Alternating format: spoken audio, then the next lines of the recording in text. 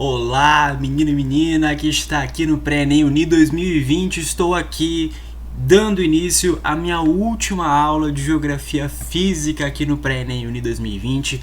Antes de mais nada, quero agradecer você por ter feito companhia nas terças e sextas, essas 2 primeiras semanas. Muito obrigado. Vamos continuar aprendendo porque hoje o tempo não pode parar, o estudo também não. Olha aí o que nós vamos aprender hoje: cartografia, coordenadas geográficas, rotação, translação e fuso horário. Professor, é muito conteúdo. De fato, é muito conteúdo, mas são conteúdos tão simples, são conteúdos tão que tem um entendimento tão fácil que você nem vai perceber a aula passando hoje, ok?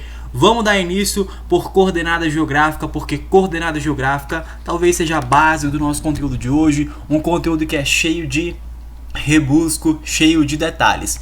Você não sabe o que é cartografia? Calma, eu te explico. Cartografia é o estudo, análise, interpretação, projeção e elaboração de mapas cartográficos, ou seja, tudo que estiver relacionado à produção, à elaboração, ao estudo de mapas cartográficos, aos estudos dos mapas, você está falando com este ramo da geografia conhecida como cartografia, senhoras e senhores. Vamos começar então? Professor, o que vem a ser coordenadas geográficas? As coordenadas geográficas é um sistema, ou a coordenada geográfica é um sistema que foi desenvolvido ao longo dos anos a fim de localizar ou medir a distância de um ou mais acidente geográfico fixo ou móvel da superfície terrestre. Catou essa, arroba? O que eu falei para vocês? Que as coordenadas geográficas, elas buscam traçar a localização e medir a distância de um ou mais agente presente no espaço geográfico. Professor, o senhor falou um termo que eu não conheço ainda, acidente geográfico. O que é isso? Ele está acidentado? Não. Neste sentido, no sentido de coordenadas geográficas, tudo que tiver relacionado a acidente geográfico, nós estamos falando de todos os aspectos que estão na superfície da Terra. E aí pode variar entre aspectos naturais e aspectos humanos, sendo que os aspectos naturais podem ser rios, árvores, lagos, cachoeiras, igarapés, tudo. E pro lado humano, prédios, casas, restaurantes, escolas, hospitais, pessoas, tudo. Todas as coisas que estiverem na superfície da Terra, as coordenadas geográficas poderão dar uma localização precisa, poderão medir a distância de um ou mais acidentes geográficos na superfície da Terra. Professor, como é que isso acontece? Vou te explicar, arroba. Acontece pelo cruzamento de linhas imaginárias, senhoras e senhores. Elas não existem no meio físico, elas só existem nesse quesito de estudo. Ou seja, através do cruzamento de linhas imaginárias da vertical e da horizontal. Vamos entender isso melhor? A vertical são as linhas que nós vamos conhecer como as longitudes ou meridianos. As linhas horizontais nós conheceremos como latitudes ou paralelos. Já vou te explicar isso melhor. Antes eu preciso te falar que esse sistema de localização, de medir a distância dos aspectos físicos presentes aqui na superfície da Terra, eles são característica principalmente lá do século XIX, naquele momento que o homem está dominando todo o espaço terrestre, buscando novas terras, no quesito de navegações. O homem precisou desenvolver mecanismos que facilitassem a sua vida naquele momento. Você tem que pensar o seguinte, que a sociedade, que a raça humana, em toda a sua existência, desde lá dos primórdios, sempre quis dominar o espaço geográfico, o espaço terrestre, e sempre buscou alternativas que viabilizassem, que fizessem isso ser real e mais fácil e mais rápido. As coordenadas geográficas, elas são isso. A partir desse momento que o homem quer descobrir mais do espaço geográfico, descobrir novas terras para ter posse de terra. Lembra que lá no século XIX, quem tinha terra, quem tinha hegemonia, era aquele povo que tinha posse sobre distintos territórios aqui na superfície da Terra.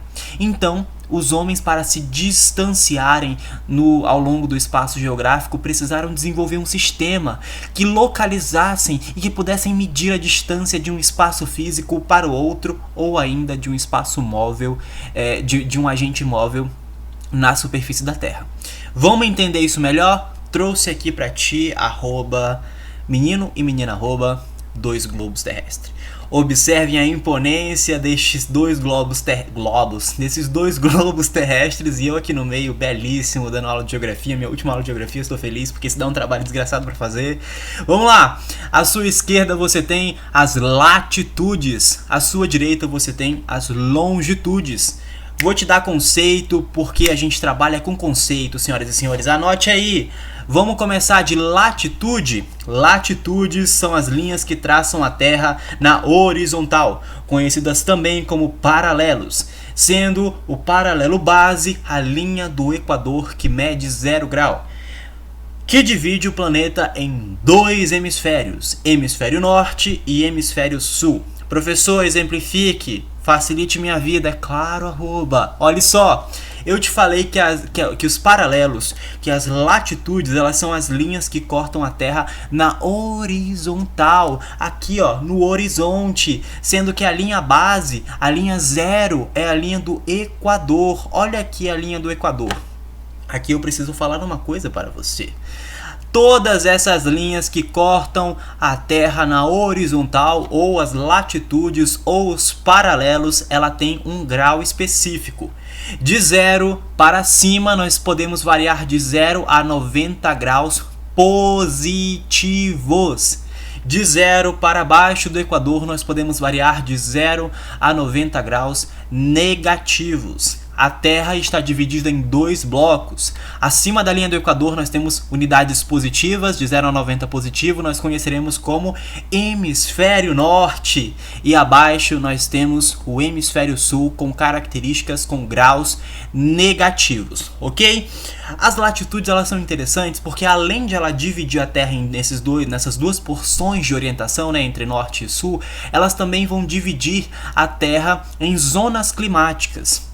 Mas isso não é um conteúdo para agora. Você vai ver lá em climatologia, quando os professores trabalharem isso com você, que esse não é o meu conteúdo, tá? Meu conteúdo aqui é cartografia. Vamos lá. Latitude, ok? Entendemos a latitude, essas linhas horizontais que cortam a superfície da Terra de maneira imaginária, variando de 0 a 90 positivo, sendo que positivo sempre vai ser o hemisfério norte, e de 0 a 90 negativo, sendo que o negativo sempre será o hemisfério sul, ok? Vamos pro próximo? O próximo também, gente, tem o mesmo quesito. Não é um conceito muito complicado aqui. É a mesma coisa. Só que aqui o que vai mudar é a direção. Vamos de conceito. Longitudes. Linhas que cortam a Terra na vertical. Também conhecidas como meridiano. Sendo o meridiano de Greenwich o marco zero, que divide entre 0 a 180 graus positivos leste, 0 a 180 graus negativos oeste. Professor, explique. Vamos explicar. Eu te falei que os meridianos, ou a longitude, são essas linhas imaginárias que cortam a Terra na vertical, sendo que este ponto zero aqui é conhecido como meridiano de Greenwich. Este meridiano, ele tem um quesito muito político, porque ele só é instaurado, essa dinâmica de coordenadas geográficas, ela só é instaurada lá no final dos anos de 1880, porque Londres, naquela época, não vou te contar isso agora não, vou te contar lá no final da aula, senão vai perder a graça, ok? Mas entenda, toda essa estrutura de localização, de coordenadas geográficas, de atender, de saber onde está, de saber onde a distância, tudo isso tem um quesito político e socioeconômico. Nada disso é um meio natural. Toda essa estrutura aqui foi criada pelo homem, pela raça humana, para facilitar a sua dominação do espaço terrestre, ok? Continuemos com longitudes. Então são essas linhas que cortam a Terra na vertical, e elas vão variar de 0 a 180 graus positivos leste e de 0 a 180 graus positivo oeste. Aqui a gente tem que entender o seguinte, que o Greenwich é a linha que corta, né, o marco zero, mas o Greenwich tem um antimeridiano, que é o meridiano de 180. Por que, professor, o meridiano de 180? Porque você concorda que 180 mais 180 é 360? Então, os estudos aqui, eles adotaram que a Terra é uma esfera, e a esfera tem 360 graus, e aí dividiram em dois momentos, né, 180 para leste e 180 para oeste. Então, ponto antimeridiano de Greenwich, 180 graus. Ok, let's do it. Bom, para entender coordenadas geográficas é basicamente isso, mas a gente precisa ler e escrever essas estruturas, né? Porque essas medidas, eu já falei que uma dessas medidas é dada em graus, né? Que eu falei de 0 a 90, de 0 a 180. Ok, mas professor, como é que eu leio isso? Como é que eu vou me localizar baseado nestes graus, né? Não faz muito sentido. Vamos ler? Vamos aprender como que lê? Vamos mostrar a coordenada para esse povo? Olha aqui, como é feita a leitura e como é feita a escrita.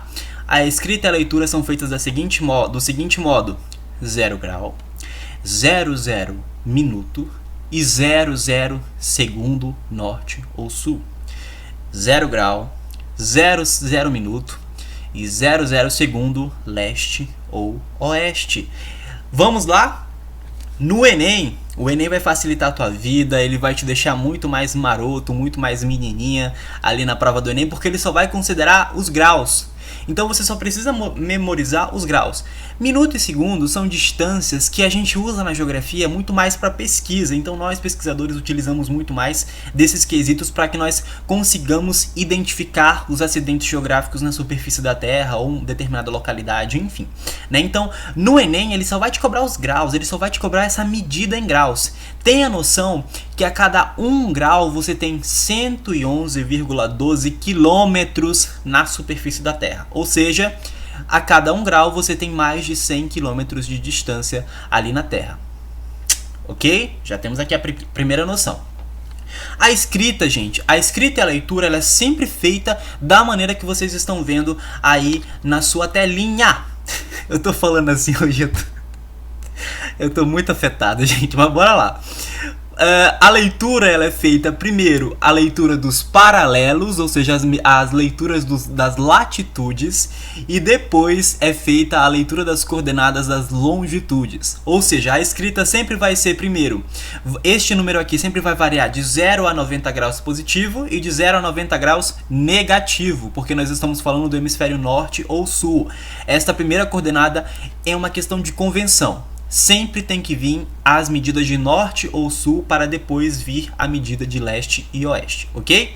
Então 0 grau pode variar de 0 a 180 positivo e de 0 a 180 negativo, né? Leste ou oeste. Eu esqueci de falar o seguinte para vocês, gente, que as porções, né? Os paralelos eles dividem a Terra em dois blocos, o bloco hemisfério norte e hemisfério sul, e também vai dividir os meridianos vão dividir a Terra em dois momentos, os momentos orientais e os momentos ocidentais, sendo que leste é oriente e oeste ocidente, ok? Só isso que eu queria falar para vocês. Então, coordenada geográfica, a leitura sempre é feita na seguinte ordem: a coordenada referente aos paralelos, essa sempre vai ser a primeira que a gente vai ler, e depois as coordenadas referentes aos meridianos. Vamos ver como é isso na prática? Vamos jogar no planisfério, porque no planisfério, meu amigo, o planisfério é sempre belíssimo. Olha aqui, temos um planisfério. Quando a gente abre o mapa, a primeira coisa que nós temos que ver são as escalas, o título e as localizações, os pontos de referência, ok? Como assim pontos de referência, professor? A rosa dos ventos, né? Norte, sul, leste, oeste. À sua direita você sempre terá leste e à sua esquerda sempre você terá oeste. Então quando você abre aqui um mapa, abrir o mapa aqui na sua frente, a sua direita sempre será leste e a sua esquerda sempre será oeste. A sua frente sempre será norte e as suas costas sempre será sul. Vimos as noções de direção, vamos às escalas. Essa escala aqui varia de 0 essa medida deste ponto até esse aqui é 1 centímetro na régua. Então significa que a cada 1 centímetro no mapa equivale na vida real 1.630 quilômetros, né? Se eu medir a distância, se eu pegar deste ponto aqui, né, medir 1 centímetro aqui na África, vai equivaler lá no meu terreno real 1.630 quilômetros. Ok? O segundo passo, quando nós estamos fazendo uma análise de coordenadas geográficas, é identificar os meridianos e os paralelos principais. Nesse caso, o Greenwich e o Equador. Vamos observar? Olha aqui.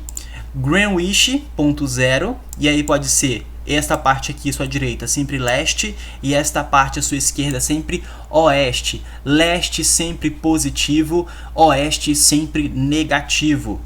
Olha aqui o paralelo do Equador, dividindo entre norte para cima, positivo, e negativo, hemisfério norte, hemisfério sul para baixo. Ok?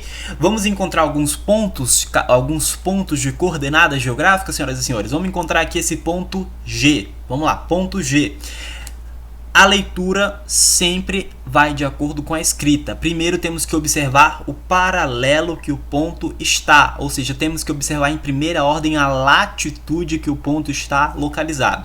Neste caso aqui, o carinha está localizado a 0 grau. Vamos anotar aqui? 0 grau. Professor, aí eu vou colocar norte ou sul? Positivo ou negativo? Aqui você tem que entender o seguinte: 0 é 0. 0 é 0 tanto na matemática como na geografia. 0 é neutro, né? Não tem uma divisão positiva e negativa. Então, o 0 sempre vai ser desacompanhado de uma orientação do espaço geográfico. Vai ficar somente o grau, né? Nesse caso, o grau 0. Vimos o paralelo? Vamos observar agora o meridiano do ponto G. Neste caso aqui, ele está a 20 graus leste. Então, mais 20 graus leste. Então, a coordenada do ponto G é a seguinte: 0 grau e 20 graus leste ou 20 graus positivo leste. Ok? Vamos encontrar mais um pontinho aqui? Vamos encontrar esse pontinho aqui, ponto I. Observamos primeiro sempre o paralelo, a latitude. Neste caso aqui nós estamos em latitude 20. Olha aqui, vamos colocar aqui, belíssimos, 20 graus. Nesse caso aqui, gente, é positivo ou negativo? Negativo! Vamos lá! E ele está a norte ou a sul? Esses meus alunos são foda. Opa, são muito bons. Menos 20 graus sul. Já temos a primeira coordenada. Vamos para a segunda coordenada? A segunda coordenada que nós temos que observar são as coordenadas referente ao meridiano. Nesse caso, são a coordenada referente a leste ou oeste. Vamos lá? Ponto I está a 40 graus oeste. Então, também menos 40 graus oeste. Ok? E assim é a mesma coisa com os outros pontos. Sempre observe a leitura primeiro dos paralelos e depois dos meridianos. A escrita segue esta mesma métrica, é feita aqui nessa aula e lá na prova do Enem e em qualquer lugar. Sempre norte e sul e depois leste ou oeste. Ok? Variando. Esses positivos, esses negativos, senhoras e senhores, eles são opcionais. Você pode ou não colocar eles lá na sua prova quando você estiver fazendo alguma coordenada geográfica. Você pode ou não colocar. Eu gosto de colocar, às vezes coloco, às vezes não coloco. Varia do meu humor, obviamente, né? Próxima, aqui a gente tem uma questão. Tudo bom? A gente temos uma questão aqui, vamos observar ela. Observe o planisfério. As coordenadas geográficas, latitudes e longitudes dos pontos 1 e 2 no planisfério são respectivamente, ou seja, ele quer saber quais são as coordenadas geográficas, chapa deu uma frouxada aqui, sorry, e dos pontos referentes a este planisfério aqui, o ponto 1 e o ponto 2. Já que ele pediu respectivamente, então tem que seguir essa ordem, 1 e 2. Vamos observar? Primeiro a gente tem que observar qual coordenada? Coordenada latitudinal. Neste caso aqui ele está numa latitude 30 graus acima da linha do Equador, então 30 graus norte ou 30 graus positivo. Vamos ver a longitude dele. 0. Olha aqui, ó. Vamos traçar aqui, ó. 0. Ih, gente, essa linha aqui tá reta para... Opa! Olha aqui. 30 graus norte e 0 grau. Eu falei para você que 0 é 0, né? Não tem essa de leste ou oeste aqui neste caso, ok? Vamos pro próximo. Próximo ponto. A gente faz essa reta aqui, ó. Opa. Olha aqui. 0 grau. Não vai variar em positivo e negativo e nem em região. É 0, 0 é 0. E 60 graus na esquerda. Esquerda é oeste. Então, 0 graus e 60 oeste. Vamos observar?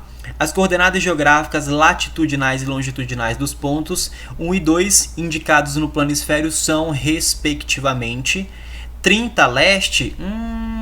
Já está errado. Observe o seguinte. Essa coordenada de 30 leste ou oeste, ela sempre tem que vir no segundo plano, aqui no segundo plano, ok? Então a gente já descarta essa. 30 graus norte, achei ok. 0 grau, ok também.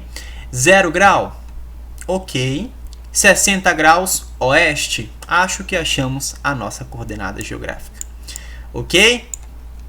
Aqui não tem nenhuma outra nada para a gente observar. Vamos para o próximo conteúdo, senhoras e senhores. Agora nós iremos falar de um conteúdo que é muito importante, que são os movimentos da Terra.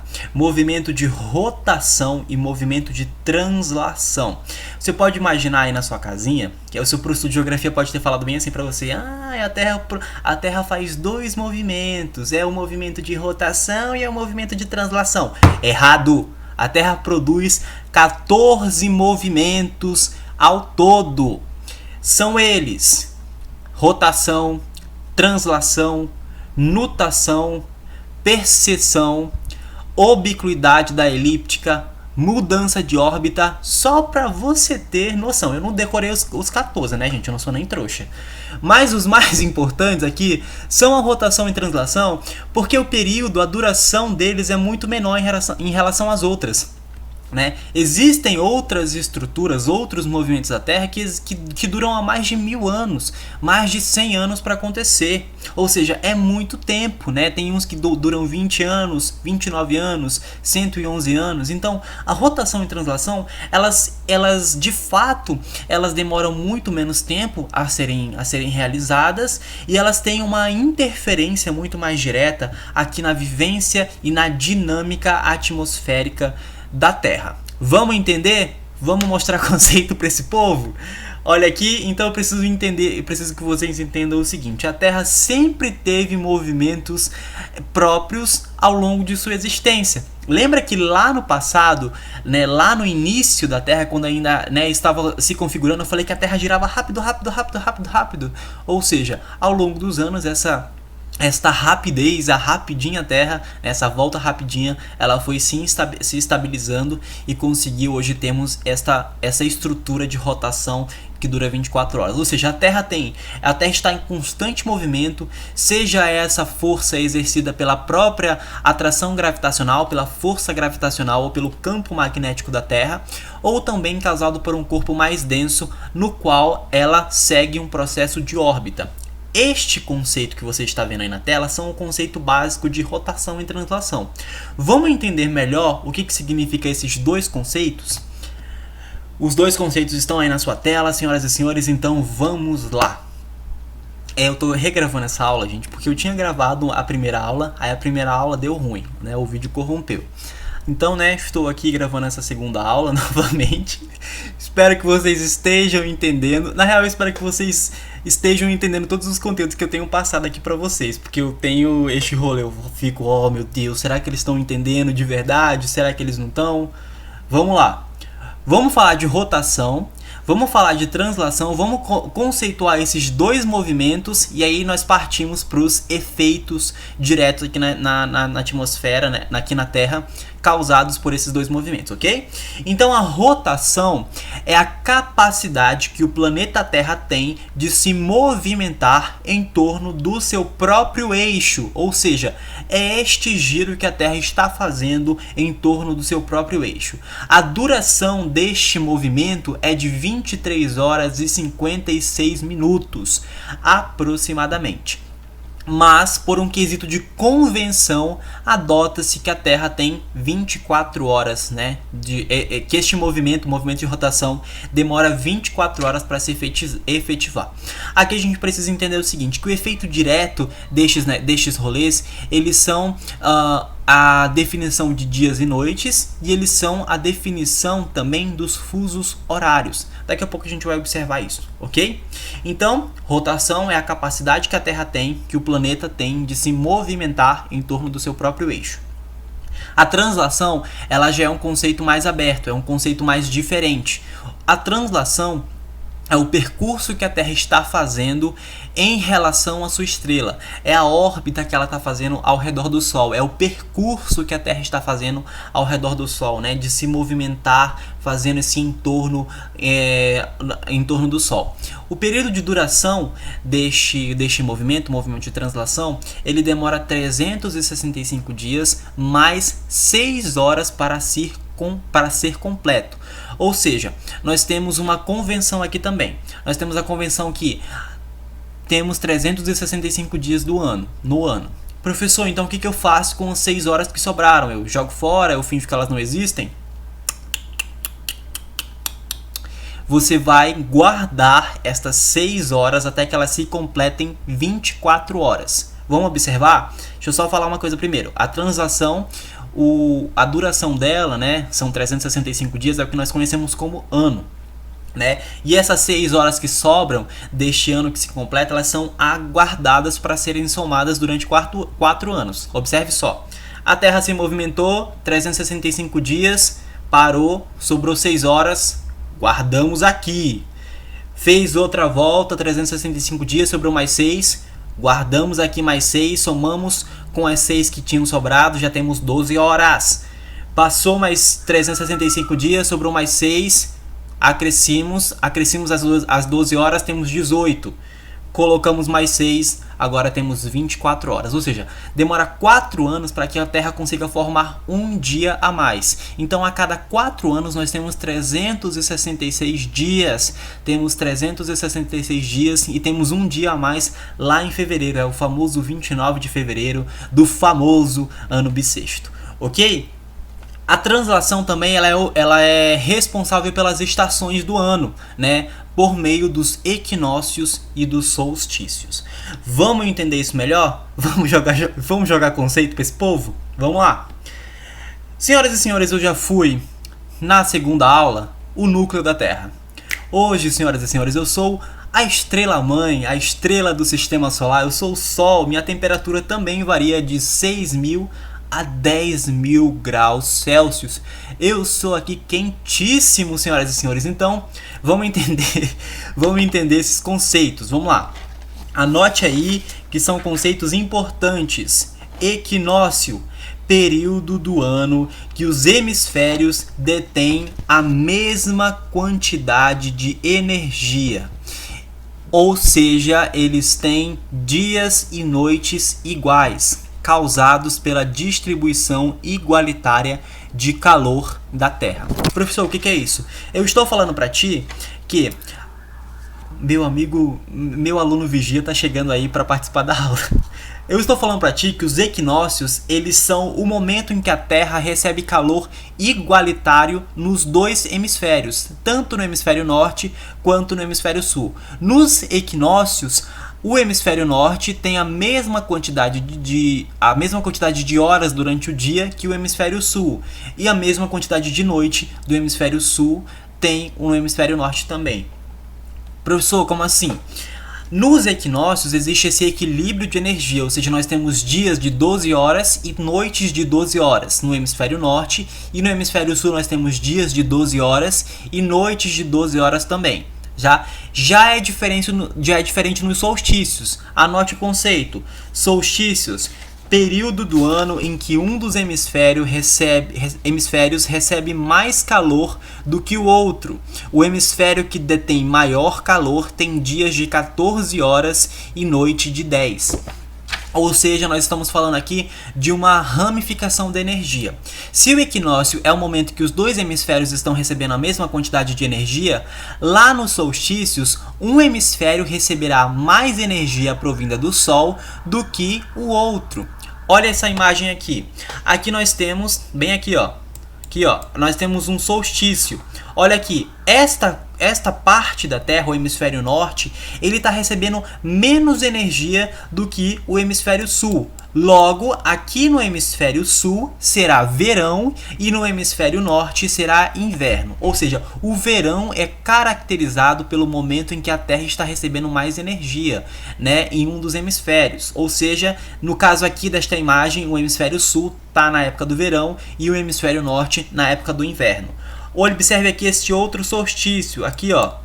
Observe que o hemisfério sul tem menos energia do que o hemisfério norte, ou seja, o hemisfério norte está vivendo o verão e o hemisfério sul está vivendo o inverno. O hemisfério norte recebendo mais energia em relação ao hemisfério sul, ok?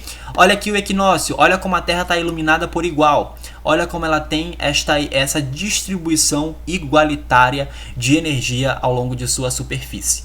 Observe então que aqui nós temos dias de 12 horas e noites de 12 horas e dias de 12 horas e noites de 12 horas. Aqui, então a gente tem quando no hemisfério norte é primavera, no hemisfério sul é outono. E quando no hemisfério norte é outono, no hemisfério norte é primavera. Vou pegar um outro conceito aqui para você, um outro esquema. Olha aqui esse outro esquema. Ele está sendo referente às estações do ano. Professor, o que é a estação do ano? As estações do ano, elas representam as subdivisões climáticas que a Terra apresenta ao longo de um ano, ao longo de 365 dias. Ou seja, vamos começar da primavera, aqui do hemisfério norte. Então eu já falei para você que quando é primavera no hemisfério norte, no hemisfério sul será outono, né? Então, no dia lá em torno de 20 de março, 20 e 21 de março, nós temos o início da primavera no hemisfério norte e nós temos o outono no hemisfério sul. Olha aqui, foi. No dia 21 de junho, aproximadamente, nós temos o verão no hemisfério norte, ou seja, o hemisfério norte está recebendo mais energia e o hemisfério sul está vivendo o inverno. Foi. Lá em 22 de setembro, aproximadamente, nós temos o outono no hemisfério norte e a primavera no hemisfério sul. Foi. No hemisfério, lá aproximadamente no dia 21 de dezembro, nós temos o verão no hemisfério sul e o inverno no hemisfério norte. Isso se dá, senhoras e senhores, porque a Terra tem uma inclinação de cerca de 23,25 graus, ou seja, ao longo do seu processo de translação, né, esse percurso que a Terra faz em torno do Sol, existe essa possibilidade de um momento ter mais energia em relação ao outro, ok? Estes dois efeitos são os efeitos, né, além da formação do ano, né, e das estações do ano, estes são efeitos diretos da translação, né, desse percurso que a Terra está fazendo em torno do Sol. Um dos efeitos causados pela rotação é a divisão de fusos. Aqui, este momento que eu falei para vocês, ele é um momento mais natural, né? O homem, a sociedade só classificou, só nomeou esses momentos. No quesito fuso, a gente tem uma divisão que ela é política. Como eu disse para vocês lá no início da aula, gente, eu já estou em 33 minutos de aula aqui, essa aula passou rapidíssimo, uma aula maravilhosa. Bom, lá no século XIX, né, aproximadamente no ano de 1884, 85, a gente tem a necessidade, a gente não, eu não estava lá, a gente tem a necessidade, a população tem a necessidade de estabelecer uma padronização das horas. Só para você ter ideia, senhoras e senhores, lá nos Estados Unidos, nessa mesma época, existiam cerca de 300 tipos de contagem de hora. Gente, é muita hora. A gente precisa resolver essa situação. Como é que fica, professor? Então, lá em 1884, reúne-se ali na Inglaterra. Nós temos que entender o seguinte, que a Inglaterra lá no século XIX era a potência, era a topper das toppers. Era ela que mandava, ela tinha um ego super inflado, então todo mundo, tudo tinha que girar em torno das vontades do Reino Unido, do hoje Reino da Inglaterra, né, que não é mais Reino Unido, mas tinha que girar em torno da Inglaterra, porque os desejos ali, porque ela era potência, tudo era baseado nos interesses da coroa britânica. Então a gente tem que saber o seguinte. Lá em 1884, século XIX, reúne-se ali em Londres, né, hoje no conhecido bairro de Greenwich, né? Greenwich lá no século XIX era um observatório da coroa. Ou seja, lá neste mesmo ano reúne-se vários representantes do mundo a fim de estabelecer uma divisão quanto aos fusos, quanto ao horário da Terra. Como que eles fizeram essa divisão? Eles consideraram que a Terra é uma esfera, ou seja, a esfera tem 360 graus, e que um dia levaria em torno de 24 horas para ter, né, um dia demoraria 24 horas. Ou seja, eles pegaram 360 graus referente às longitudes, dividiram pela capacidade de horas, 24, logo deu 15 graus. Ou seja, o processo de rotação, né, o Sol irá iluminar a cada 1 hora 15 graus da superfície terrestre. Né? Então, a cada 1 hora o Sol consegue iluminar 15 graus de ângulo aqui da superfície da Terra. O resultado deste conselho foi que existiu uma padronização. Vamos observar esse planisfério aí? Olha só, esse planisfério aqui coloridíssimo vai nos indicar melhor, né? O ponto de Greenwich sempre vai ser o ponto 0, e os fusos horários eles ficaram decididos na seguinte forma. A Terra tem 24 faixas longitudinais, sendo que cada faixa representa 15 graus e cada faixa representa 1 hora, ou seja, um fuso. E ficou da seguinte forma: de 0 grau a leste nós temos horas positivas. De 0 grau a oeste, nós temos horas negativas. Aqui a gente tem que pensar o seguinte: por que eu falei tanto da Inglaterra? Por que eu critiquei a Inglaterra? Porque aqui, observe que a Inglaterra aqui, ele é basicamente o ponto 0, né? É a partir dali que deve se contar. Greenwich era um observatório da coroa britânica, né? E hoje em dia é um bairro de Londres. E o interesse político, né? O interesse de expansão do mercado, né? De atender as demandas da Inglaterra, porque a Inglaterra ali era potência, era muito maior para não fazer os desejos. Então a Inglaterra sempre ali, né, querendo inflamar muito mais o seu ego.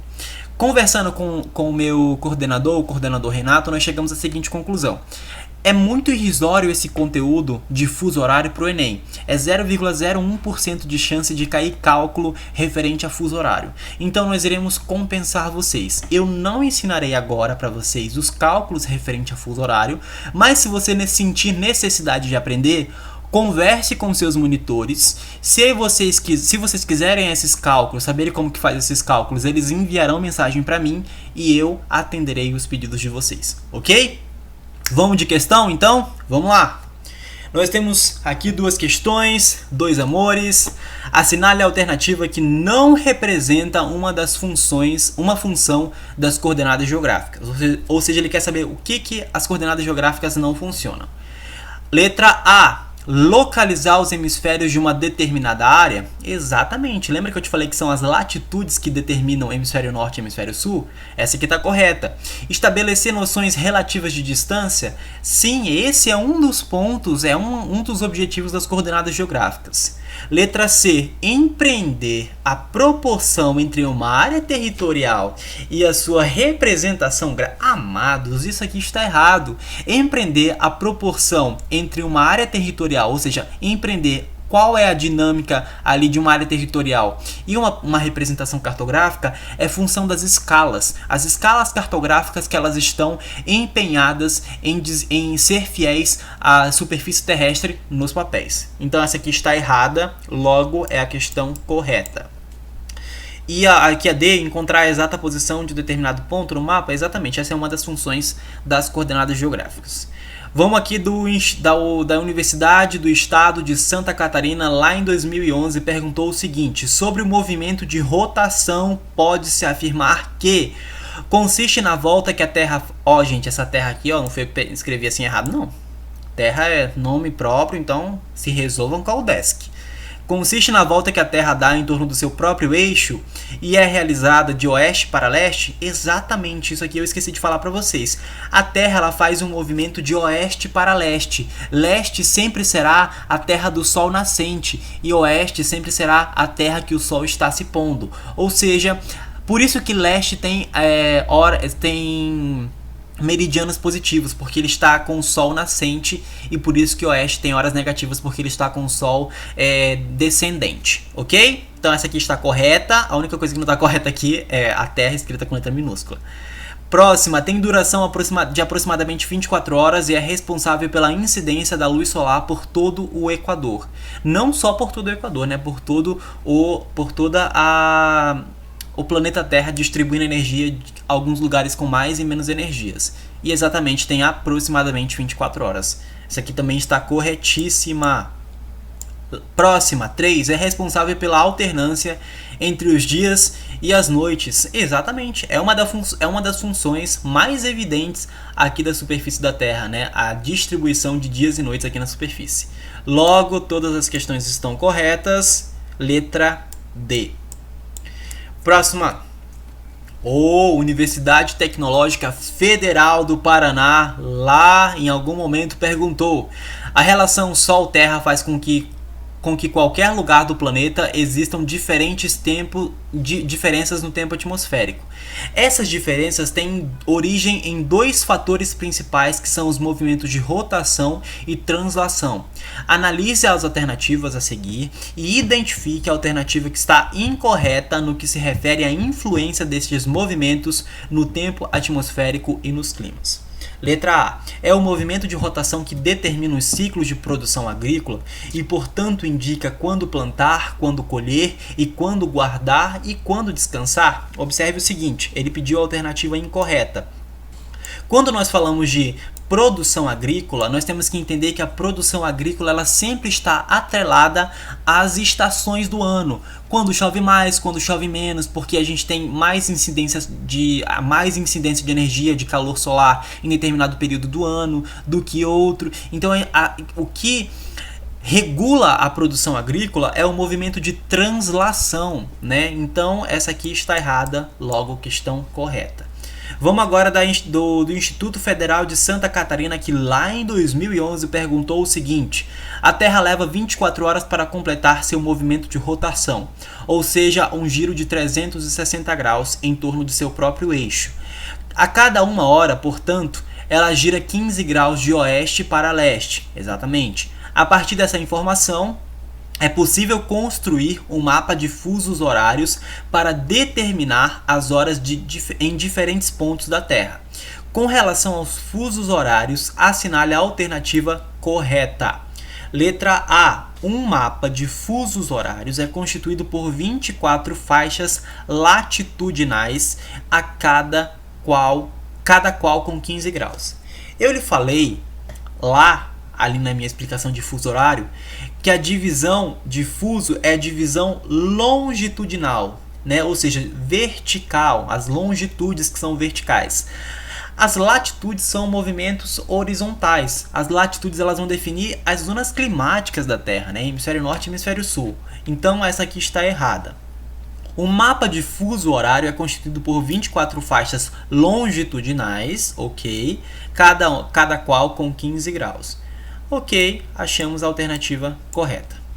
Vamos para as duas últimas, a gente já está estourando o tempo. O relevo terrestre é resultante da atuação de dois conjuntos de forças denominadas de agentes do relevo, que compreendem os agentes internos ou criadores do relevo e os agentes externos ou modificadores do relevo. Podemos considerar agentes internos e externos respectivamente, ou seja, a gente está falando daquilo que nós estudamos na última aula, sobre quem cria e sobre quem molda. Ou seja, agente interno e agente externo é o tectonismo e o intemperismo. Belíssima! Observe aqui o seguinte, esta questão ela veio como intemperismo, mas pode ser aqui processo erosivo. Questão corretíssima. Criada em 1884, essa linha imaginária foi fruto de uma convenção para designar a hora inicial, o ponto de partir do qual se medem os fusos horários e as coordenadas geográficas. Dessa forma, tudo que se encontra a leste de sua localização tem horas e longitudes positivas e, consequentemente, tudo que se encontra a oeste tem horas e longitudes negativas. O texto acima faz referência à linha do Equador? Não, linha do Equador é latitude. Linha internacional de data. Eu te falei sobre linha internacional de data? Não. Ao trópico de Câncer? Trópico de Câncer é paralelo, não é longitude. A linha internacional dos fusos horários? Não. E ao meridiano de Greenwich? Achamos a alternativa correta. Senhoras e senhores, muito obrigado por vocês terem me recebido nessas 4 primeiras aulas aqui de Geografia. Eu estou muito feliz com esse projeto. É um projeto que eu entrei visando ajudar e é uma forma de devolver à sociedade tudo que a sociedade me possibilitou ter. Lembrando que eu sou aluno de escola pública e desde todo sempre, inclusive na universidade, formado pela Universidade Federal de Rondônia. E eu estou aqui para tentar preparar vocês para o Enem, para que vocês entrem nas universidades públicas deste país. Muito obrigado por vocês estarem comigo nessas 4 primeiras aulas. Volto aí no futuro. Semana que vem a professora Daniela Dias está aqui com vocês. Espero ter conseguido ensinar alguns conceitos para vocês. E é isso aí. Tchau!